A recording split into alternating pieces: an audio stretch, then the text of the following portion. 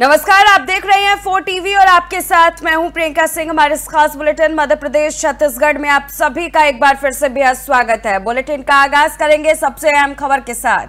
छत्तीसगढ़ के दुर्ग जिले में उप मुख्यमंत्री विजय शर्मा ने बीजेपी के भिलाई संगठनात्मक जिला कार्यालय को लेकर एक अहम समीक्षा बैठक की। विजय शर्मा ने बताया कि 18 अगस्त को मुख्यमंत्री और पार्टी के वरिष्ठ नेता इस नए कार्यालय का उद्घाटन करेंगे। उन्होंने कहा कि वे आज यहां कार्यालय की प्रारंभिक तैयारियों का जायजा लेने पहुंचे थे। बैठक के दौरान उन्होंने व्यवस्थाओं की समीक्षा की और कहा कि यह कार्यालय आने वाले समय में संगठन को जमीनी स्तर पर मजबूती देने का काम करेगा। विजय शर्मा की सक्रियता को स्थानीय कार्यकर्ताओं में ऊर्जा और उत्साह के रूप में देखा जा रहा है।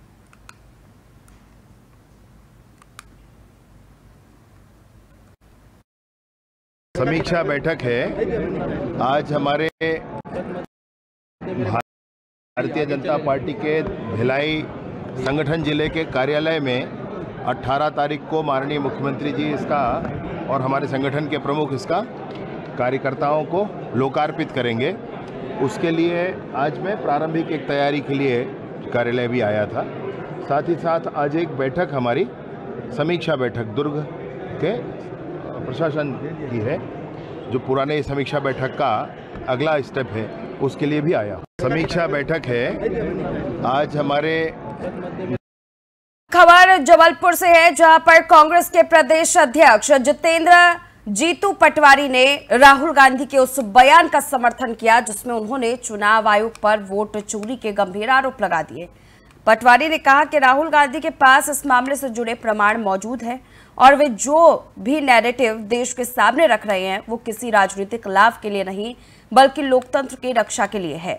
उन्होंने मताधिकार की महत्वता को रेखांकित करते हुए कहा कि देश में हर नागरिक, उसके बेटे और आने वाली पीढ़ी का वोट सुरक्षित रहना चाहिए, तभी संविधान पर लोगों का भरोसा बना रहेगा।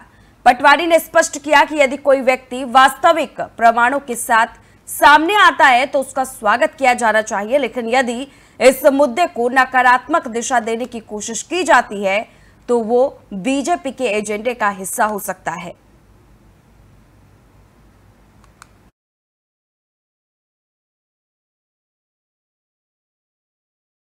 और वहीं छत्तीसगढ़ के बेमेतरा जिले में आजादी का अमृत महोत्सव और प्रधानमंत्री नरेंद्र मोदी के हर घर तिरंगा अभियान के तहत एक भव्य तिरंगा यात्रा का आयोजन किया गया। नगर पालिका अध्यक्ष विजय सिन्हा के नेतृत्व में निकाली गई इस यात्रा ने पूरे शहर में देशभक्ति का माहौल पैदा कर दिया। वार्ड क्रमांक 16 के शासकीय स्कूल से शुरू हुई इस यात्रा में नगर पालिका के अधिकारी, कर्मचारी और पार्षदगण पूरे उत्साह के साथ शामिल हुए। हर हाथ में तिरंगा और हर चेहरे पर देश के लिए गर्व का भाव साफ नजर आ रहा था। भारत माता की जय और वंदे मातरम के नारों से बेमेतरा की सड़कों पर एक जोशीला माहौल बन गया। ये यात्रा केवल एक सांकेतिक आयोजन नहीं बल्कि हर घर तिरंगा अभियान को जन जन तक पहुंचाने का एक सशक्त संदेश बनती है।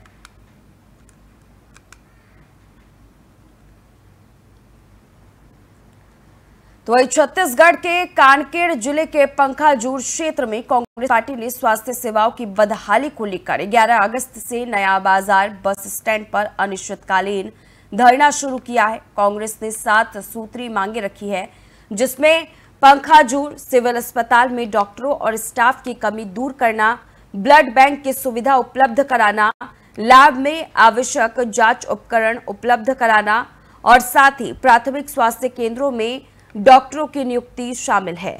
परलकोट क्षेत्र के लगभग 2 लाख लोग पंखाजूर सिविल अस्पताल पर निर्भर है, लेकिन डॉक्टरों की कमी के कारण उन्हें निजी अस्पतालों का सहारा लेना पड़ता है। धरना स्थल पर जिला अध्यक्ष सुविधा सलाम ने प्रशासन की कार्रवाई को तानाशाही बताया और कहा कि यह आंदोलन जनता के हित में है और सभी मांगे पूरी होने तक यह आंदोलन जारी रहेगा। धरने के पहले दिन बड़ी संख्या में कांग्रेस कार्यकर्ता शामिल हुए, जिसमें राजदीप हालदार, रूप सिंह पोटाई, इंद्रजीत विश्वास, मनीषा जायसवाल, देवली नुरेटी सहित अन्य कार्यकर्ता मौजूद रहे।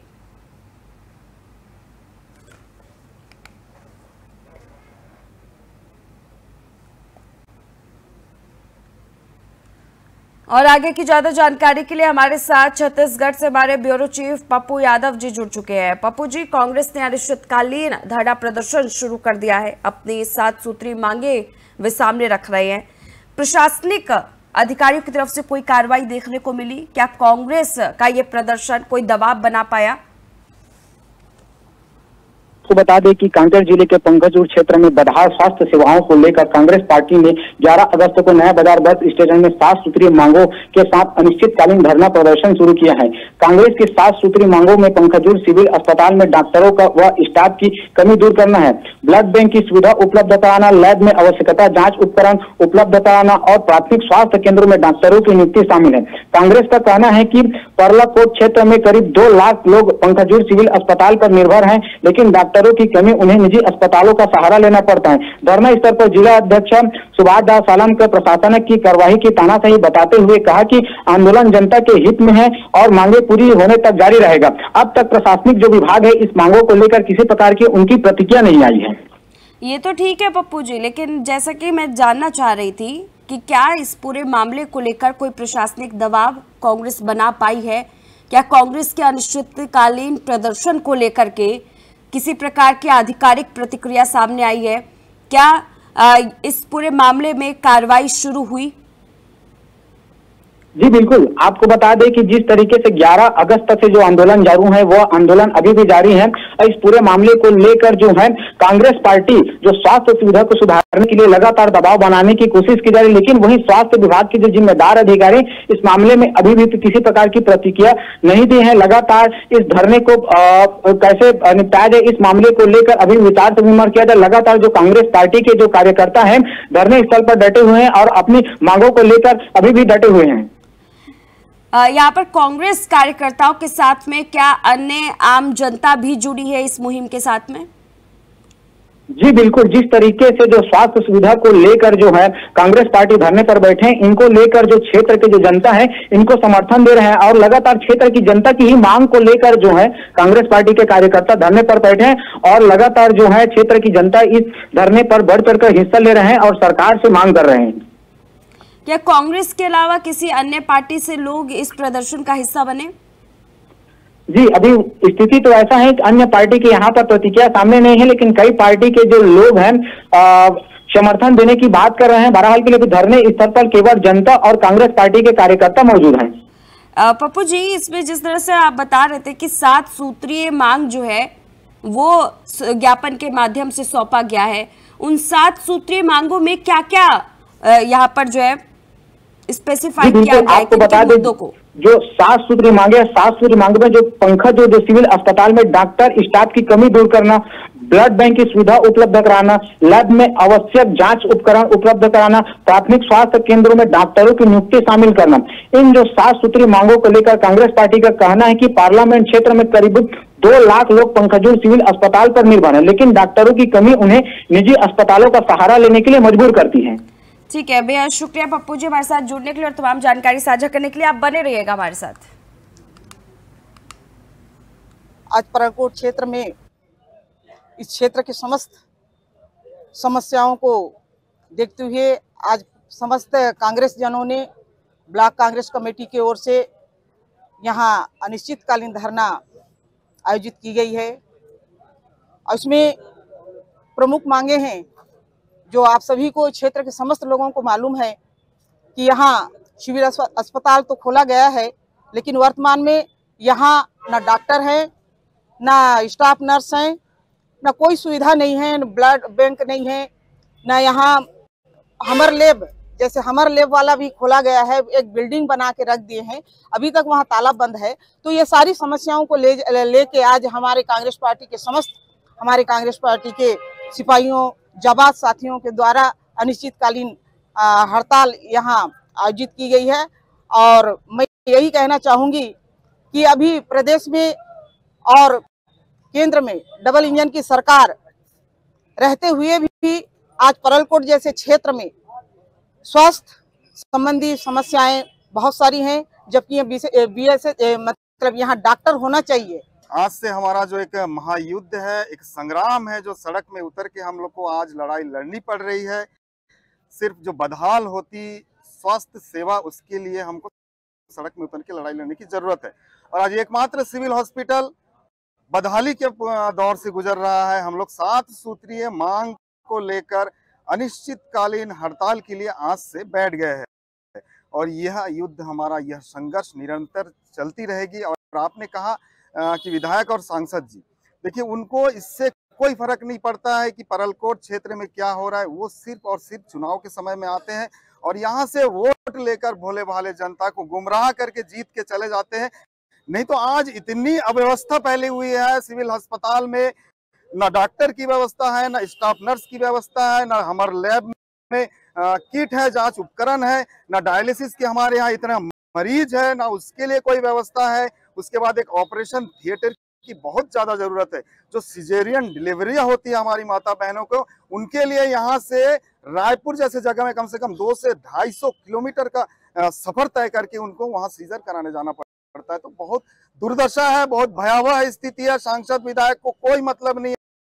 वही छत्तीसगढ़ के सक्ती जिले के किसानों ने अपनी बढ़ती समस्याओं को लेकर प्रशासन के खिलाफ आवाज उठाई है। भारतीय किसान संघ के नेतृत्व में सैकड़ों किसानों ने कलेक्ट्रेट का रुख किया और बिजली कटौती, सिंचाई के लिए पानी की कमी और साथ ही खाद की किल्लत जैसी गंभीर समस्याओं को लेकर शांतिपूर्ण प्रदर्शन किया। किसानों ने स्पष्ट शब्दों में अपनी समस्याएं प्रशासन के सामने रखी और ज्ञापन सौंपा। उन्होंने चेतावनी दी है कि यदि उनकी मांगों पर समय पर ध्यान नहीं दिया गया तो वे उग्र आंदोलन पर मजबूर होंगे। किसान संघ ने कहा कि ऐसी स्थिति में उत्पन्न होने वाली स्थिति की पूरी जिम्मेदारी प्रशासन की होगी। हमारे यहाँ सक्ती में 95 सोसाइटी है सहकारी समिति का, उसमें एक भी कहीं खाद नहीं मिल पा रहा है और हमारा किसानों का फसल अभी पीक सीजन में चल रहा है कि मेरे निंदाई चलाई रोपाई कार्य करीब फाइनल की ओर है और सख्त खाद की आवश्यकता है। नहीं डालेंगे तो फसल में पैदावार में कमी आ जाएगी। इसके लिए अभी कौन से खाद डालने का है? डीएपी खाद डालना है, यूरिया डालना है, पोटाश डालना है और तीनों खाद नहीं है हमारे पास। पिछले सत्र में ये खाद मुहैया हो गई थी? हो गई थी। लगभग 1 एकड़ में कितने खाद का उपयोग करना रहता है? 1 बोरा डीएपी लगता है, 1.5 बोरा आपका यूरिया लगता है और 25 किलो पोटाश लगती है। अभी आप अधिकारी से मिले, क्या आश्वासन वही मिला है कि कल मीटिंग है, कल बात करके बताते हैं। आज हम किसान मन ले करके पूरा संघ के नेतृत्व में खाद, बिजली और पानी के समस्या ला लेके कलेक्टर साहब का राय रहें, मुख्यमंत्री जी के नाम से ज्ञापन दें। हमारे जिला में बहुत से किसान जो है और जिला पूरा धान के खेती के लिए प्रसिद्ध है, हमारे सक्ती जिला और जांजगीर जिला। लेकिन सक्ती जिला में कोई भी खरीदी केंद्र में या जो सोसाइटी है वहाँ खाद मिलत नहीं है किसान मन ला। और जो निजी व्यवसायी हैं उनकर मनमाना ढंग से खाद भंडार होते, किसान मन ला जो खाद मिलना चाहिए, किसान मन के जो हक में खाद सरकार दे थे ओला नहीं दे के व्यवसायी मन ला ज़्यादा खाद देते। तो ये बड़ा तकलीफ है किसान मन के। साथ ही साथ अभी कुछ दिन से मौसम जो है खुल गए है, पानी गिरत नहीं है तो नहर में पानी भी नहीं आते तो पूरा खेती सूखा थे। बिजली कटौती जो है आप सब जाना था, पूरा क्षेत्र में जो है बिजली कटौती लगातार चलत है। किसान मन के ट्यूबवेल भी नहीं चल पाते, एक कारण सब दुखी है किसान मन और सब परेशान है। हमारे यहाँ छत्तीसगढ़ के जांजगीर चांपा जिले के नवागढ़ जनपद पंचायत के अंतर्गत ग्राम पंचायत गोधना में विकास कार्यों के नाम पर करोड़ों रुपए की गड़बड़ी का मामला सामने आया है। 15वें वित्त आयोग की राशि से हैंडपंप मरम्मत, तालाब सफाई, पंचायत भवन रंग रोगन, शौचालय मरम्मत, नाली सफाई और गौठन मरम्मत जैसे कार्यों के लिए पैसा आहरित किया गया, लेकिन जमीन पर कोई भी काम नहीं हुआ। गांव के लोगों ने बताया कि ना तो हैंडपंप ठीक हुए, ना तालाब साफ हुए और ना ही पंचायत भवन में कोई सुधार दिखाई दिया। जब मीडिया ने सरपंच और सचिव से सवाल किए तो उन्होंने कैमरे के सामने बोलने से सीधा इनकार कर दिया। वहीं नवागढ़ जनपद पंचायत के सीईओ ने मामले की जांच का भरोसा दिया है, लेकिन ग्रामीणों को संदेह है कि ये मामला भी केवल फाइलों में दब जाएगा। अब ये देखने वाली बात होगी कि भ्रष्टाचार की ये घटना कार्रवाई तक पहुंचती है या फिर केवल जांच तक ही सीमित रहेगी। और आगे की ज्यादा जानकारी के लिए हमारे साथ हमारे छत्तीसगढ़ से ब्यूरो चीफ पप्पू यादव जी हमारे साथ जुड़ चुके हैं। पप्पू जी, लगातार प्रशासन अपनी तरफ से पैसे मुहैया करा रहा है, वहां के लिए बजट तैयार कर रहा है, बावजूद उसके तस्वीरें इस तरह की बदहाली की भेंट आखिरकार क्यों चढ़ रहा है? जी बिल्कुल, आपको बता दें कि ये जो ताजा मामला है जांजगीर चांपा जिले के नवागढ़ जनपद पंचायत क्षेत्र अंतर्गत आने वाले ग्राम पंचायत गोधना का मामला है, जहां विकास कार्यों के नाम पर लाखों रुपए पैसों के गड़बड़ झाले का खुलासा हुआ है। 15 वित्त के आयोग की राशि से हैंडपंप मरम्मत, तालाब साफ सफाई, पंचायत भवन रंग रोहन, शौचालय मरम्मत, नाली साफ सफाई, गौठान मरम्मत जैसे कई विकास कार्यों का उल्लेख कर राशि का आहरण कर लिए गए। लेकिन जमीनी हकीकत तो ये है कि काम जमीनी स्तर पर हुए ही है। गांव के लोग बताते हैं कि न तो हैंडपंप ठीक हुआ है, न तालाब साफ सफाई हुआ है और न ही पंचायत भवन में कोई सुधार कार्य हुआ है। मामले में जब मीडिया की टीम सरपंच और सचिव के सवाल किए तो उन्होंने कैमरे के सामने बोलने से साफ मना कर दिया। इस पूरे मामले को लेकर जो नवागढ़ जनपद सिंह है हालांकि कार्रवाई का आश्वासन दिए, मगर जिस तरीके से जो है नवागढ़ जो जनपद पंचायत क्षेत्र में भ्रष्टाचार का आलम है, कहीं न कहीं अधिकारी भी सवालों के घेरे में है। बेहद शुक्रिया पप्पू जी हमारे साथ जुड़ने के लिए और तमाम जानकारी साझा करने के लिए।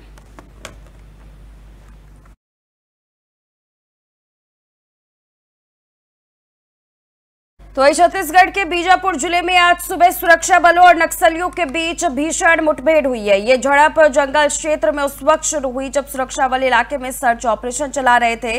मुठभेड़ के दौरान जिला रिजर्व गार्ड यानी कि डीआरजी के 2 जवान घायल हो गए, जिन्हें तत्काल इलाज के लिए अस्पताल पहुंचाया गया। सुरक्षा बलों ने पूरे क्षेत्र को घेर लिया है और सर्च ऑपरेशन अब भी जारी है। इलाके में तनावपूर्ण स्थिति बनी हुई है और माना जा रहा है कि नक्सलियों की ओर से जवाबी कार्रवाई की आशंका को देखते हुए अतिरिक्त बल भी तैनात किए गए हैं।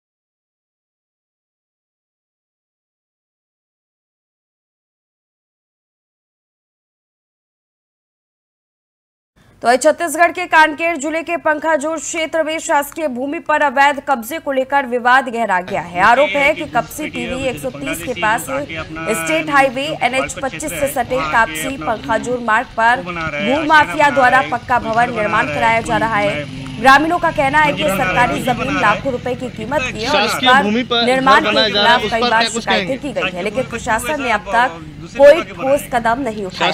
इस मुद्दे को लेकर पंखाजोर शिवसेना ने कड़ा विरोध जताते हुए SDM को ज्ञापन सौंपा और आरोप लगाया कि अतिक्रमण करने वाला व्यक्ति बांग्लादेशी नागरिक है जिसे राजनीतिक संरक्षण प्राप्त है। संगठन ने प्रशासन की चेतावनी दी है कि यदि जल्द कार्रवाई नहीं की गई तो वे सड़क पर उतरकर उग्र आंदोलन करेंगे। अतिक्रमण के संबंध में शिकायत है या इसमें कथित रूप से किसी बांग्लादेशी द्वारा कब्जा किए जाने की बात सामने आ रही। तो छत्तीसगढ़ के सक्ती जिले के मालखरौदा थाना क्षेत्र के पोता गांव में चरित्र शंका को लेकर एक युवक पर जानलेवा हमला हुआ। आरोपी लक्ष्मी यादव ने पड़ोसी युवक ओम केवट पर धारदार हथियार टांगी से हमला कर दिया, जिससे युवक गंभीर रूप से घायल हो गया। घायल के पिता की शिकायत पर पुलिस ने तत्परता दिखाते हुए आरोपी को गिरफ्तार कर लिया है और पूरे मामले की कार्रवाई शुरू कर दी गई है। खरौदा क्षेत्रांतर्गत ग्राम पोता से बसंत कुमार केवट के द्वारा थाना में रिपोर्ट दर्ज कराया गया कि उसका बेटा जो ओम केवट है वो नहर पार में दुकान संचालित करता है, जहां से रात में गांव के ही रहने वाले लक्ष्मी यादव उर्फ राजा के द्वारा चरित्र शंका को लेकर के टांगी से उसके शरीर के कई विभिन्न हिस्सों में हत्या करने की नीयत से वार किया गया था, जिससे गंभीर चोटें आई है। तत्काल इसका MLC कराया गया था और चिकित्सकीय रिपोर्ट के आधार पर थाना मालखरौदा में 109(1) BNS का रिपोर्ट दर्ज किया गया था। घटना में प्रयुक्त टांगी तथा आहत का कपड़ा इत्यादि को जब्त करके आज विधिवत जो साक्ष्य एकत्र किया गया था और इस आधार पर गिरफ्तारी करके आरोपी को माननीय न्यायालय रिमांड प्रस्तुत किया गया है। खरौदा क्षेत्रांतर्गत ग्राम पोता से बसंत कुमार केवट के तो वही छत्तीसगढ़ के सक्ती जिले में पुलिस ने गौवंश तस्करी के एक बड़े मामले का सफलतापूर्वक पर्दाफाश किया है। आरोपी हीरालाल यादव उर्फ गदा, जो पहले भी चोरी और मारपीट के मामलों में शामिल रहा है, उसको गिरफ्तार कर लिया गया है, जबकि उसके अन्य साथी मौके से फिलहाल फरार हो चुके हैं। आरोपी और उसके साथी 9 गाय बैलों को एक पिकअप वाहन में भरकर बूचड़ खाने ले जाने की कोशिश कर रहे थे। इस बात की सूचना मिलने पर गौ सेवा समिति अध्यक्ष मयंक सिंह ठाकुर ने पुलिस से शिकायत की और पुलिस ने त्वरित कार्रवाई करते हुए इस पूरे मामले को संज्ञान में लिया। देखिए, थाना सक्ती में एक सूचना प्राप्त हुई थी गौ सेवा समिति के सक्ती के माध्यम से नवापारा खुर्द से कुछ गौवंशों को उड़ीसा लेकर के जाया जा रहा है, जिस पर घेराबंदी कर इसमें कार्रवाई की गई थी। ओडी नंबर का सफ़ेद पिकअप, जो महिंद्रा का पिकअप था, उसमें कुल 9 गौवंश पाए गए थे, ठूस ठूस कर जिनको भरा गया था, जिसमें से एक गौवंश की मृत्यु भी हो गई थी। तत्काल इनको रेस्क्यू करके गौवंशों का समुचित इलाज कराया गया था। मामले में आरोपी फरार थे। थाने में इस संबंध में पशु क्रूरता अधिनियम तथा छत्तीसगढ़ कृषक पशु परिरक्षण अधिनियम के तहत अपराध दर्ज किया गया था और मामले में आज आरोपी हीरालाल यादव उर्फ गदा, जो कि नवापारा का ही रहने वाला है, उसको गिरफ्तारी किया गया है। अन्य आरोपी जो है इस मामले में फरार है। आरोपी को गिरफ्तार करके आज माननीय न्यायालय रिमांड प्रस्तुत किया गया है। देखिए, थाना सक्ती में एक सूचना प्राप्त हुई थी गौ सेवा समिति के सक्ती के माध्यम से नवापारा खुर्द। छत्तीसगढ़ के कानकेर जिले के पंखाजूर इलाके से एक दर्दनाक खबर सामने आ रही है, जहां एक गर्भवती महिला की प्रसव के दौरान इलाज न मिलने के कारण मौत हो गई। महिला के पेट में बच्चा फंस गया था और वो काफी दर्द से तड़प रही थी। परिजन उसे मेहतारी एक्सप्रेस के जरिए प्राथमिक स्वास्थ्य केंद्र बड़गांव लेकर पहुंचे, लेकिन वहां डॉक्टरों और आवश्यक सुविधाओं का अभाव था। कई घंटों तक इलाज न मिलने के कारण महिला की स्थिति बिगड़ी और अंततः उसकी मौत हो गई। गांव के लोगों ने स्वास्थ्य केंद्र की लापरवाही और स्टाफ की कमी पर गंभीर आरोप लगाते हुए कहा कि अगर समय पर उचित इलाज मिल जाता तो महिला की जान बच सकती थी। डिलीवरी घरे में होती रही, वहाँ एक जन आई दोबारा लटक गए तो वजह से फिर 102 लाख फिर यहाँ आने के बाद में जस्ट उतरते हैं डेथ हो गई। घर में बच्चा हुई और बाद बच्चा हुई के बाद और एक लटक गए ना हो, वहाँ डिलीवरी घरे में होती रही वहाँ। तो फिलहाल इस खास बुलेटिन में बस इतना ही। रुकेंगे एक छोटे से ब्रेक के लिए। ब्रेक के उस पार खबरों का सिलसिला जारी है।